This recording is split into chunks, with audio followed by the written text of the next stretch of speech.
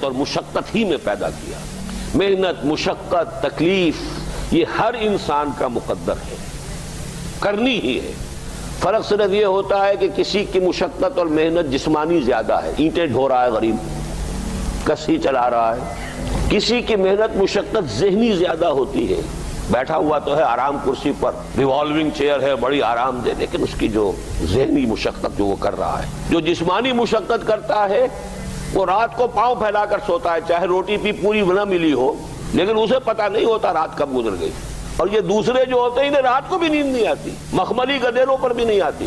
انہیں ضرورت ہوتی ہے ہپنوٹکس کی بھی، سیڈیٹیوز کی بھی، ٹرینکولائزرز کی بھی، یہ ساری چیزیں وہاں چلتی ہیں، اس لیے کہ ان کی جو کوفت ہے وہ کسی اور قسم کی. لیکن بچا ہوا کوئی نہیں ہے. محنت، مشقت، قرآن نے اتنی قسمیں کھا کر اللہ نے کہا ہے. ہم نے انسان کو، یہاں کسی انسان کی تخصیص نہیں ہے.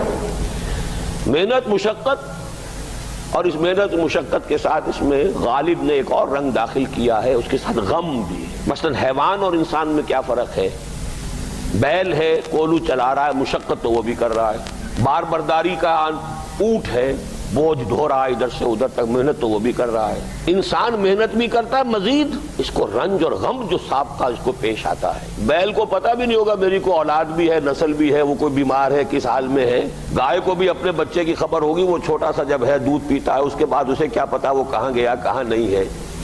انسان کو جو تکلیفیں جھیلنی پڑتی ہیں، پھر جو غم جھیلنے پڑتے، وہ حیوان کے لیے نہیں ہے، یہ انسان کے لیے. اسی لیے کہا غالب نے کہ قید حیات و بند غم اصل میں دونوں ایک ہیں. موت سے پہلے آدمی غم سے نجات پائے کیوں؟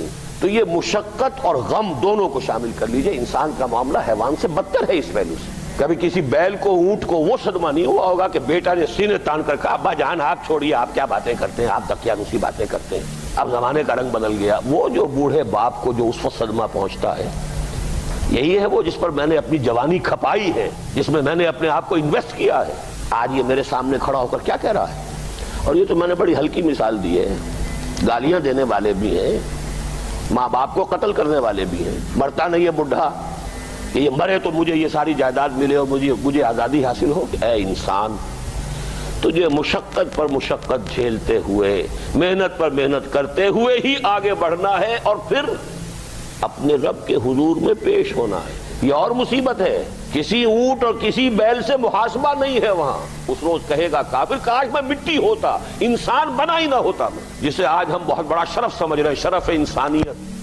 کاش کہ میں مٹی ہوں، یہ انسان کی حیثیت مجھے دی ہی نہ جاتی کہ میں آج یہاں کھڑا ہوں جواب دے کے. حضور نے فرمایا کل نفس یغدو فبائع نفسہ فموتقها وموبقها.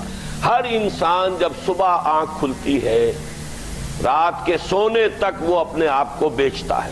کوئی جسمانی مشقت اپنی بیچ رہا ہے، شام کو 100 روپے لے کر آیا ہے، اس نے اپنی جسمانی محنت بیچی ہے نا. کسی نے اپنی ذہنی محنت، ذہنی صلاحیت بیچی ہے، چاہے وہ ڈاکٹر ہے، چاہے انجینئر ہے، کوئی اور ہے، وہ اپنی ذہنی صلاحیت بیچ رہا ہے بیٹھا ہوا اپنے کلینک میں، اپنے آفس میں.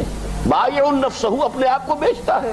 یہ بیچنا تو ہر ایک کا ہے، ہر شخص بیچ رہا ہے اپنے آپ کو. کوئی بدبخت وہ ہے جو یہ ساری مشقت جھیل کر بھی رات کو جہنم لے کر آیا ہے گھر. مشقت بھی جھیلی اور لے کر بھی آیا آگ کے انگارے، اس لیے کہ حرام کاروبار کیا. کوئی وہ ہے جو اس مشقت کے بعد اپنے نفس کو جہنم کی آگ سے چھٹکارا دے کر آتا ہے. بیچا، جائز جگہ بیچا، جائز طریقے سے بیچا. بیچا اس نے بھی، محنت اس نے بھی کی، مشقت اس نے بھی کی، لیکن اس نے اپنی مشقت کے نتیجے میں اپنے آپ کو برباد کر لیا. تو جب آزمائش میں کوئی پڑے گا تو پتا چلے گا نا کہ کھرا ہے یا کھوٹا ہے.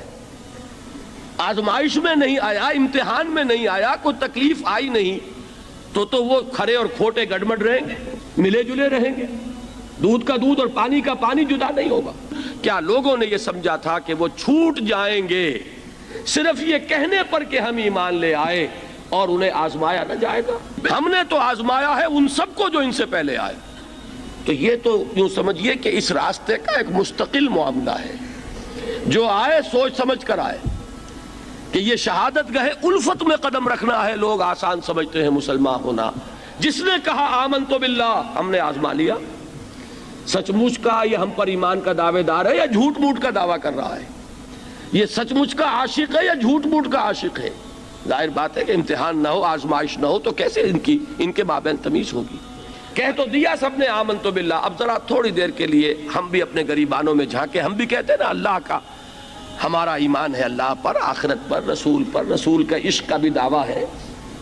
اور جب نعتیں ہم سنتے ہیں تو بڑے جھومتے ہیں، لیکن یہ کہ واقعتاً آدمی جھانکے اپنے قلب کی گہرائیوں میں کہ یہ ہم کتنے کچھ سچے ہیں اپنے اس دعوی ایمان۔ جہاں کوئی معاملہ آیا، اگر ہم اس دین کے اس حکم پر عمل کرتے ہیں تو اتنا نقصان ہوتا ہے، اس حکم کو پیچھے ڈال دیں تو اتنا نفع ہوتا ہے۔ سچ بتائیے کہ ہم میں سے اکثریت کا فیصلہ کس بات کی طرف جائے گا؟ دین کا حکم پس پشت، دنیاوی مفاد وہ مقدم۔ تو معلوم ہو گیا کہ ہمارا یہ دعویٰ جو ہے اللہ پر ایمان کا اور آخرت کے یقین کا جھوٹا دعویٰ ہے۔ کیوں اللہ کی طرف سے یہ چیزیں آتی ہیں؟ دیکھو، کوئی مصیبت تم پر نہیں آ سکتی، نہیں آتی مگر اللہ کے اذن سے۔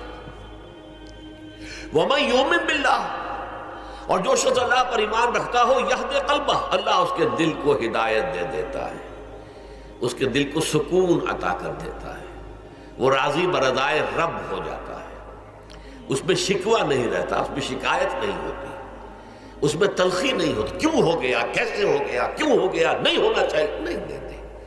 یہ سارا جو پیچ آدمی کھاتا رہتا ہے نا، اندر ہی اندر وہ جو پیچ کھا رہا ہے، یہ سب پیچ سے نجات نہیں گئی۔ پہلی بات یہ کہ یہ اللہ کی طرف سے آزمائش کے طور پر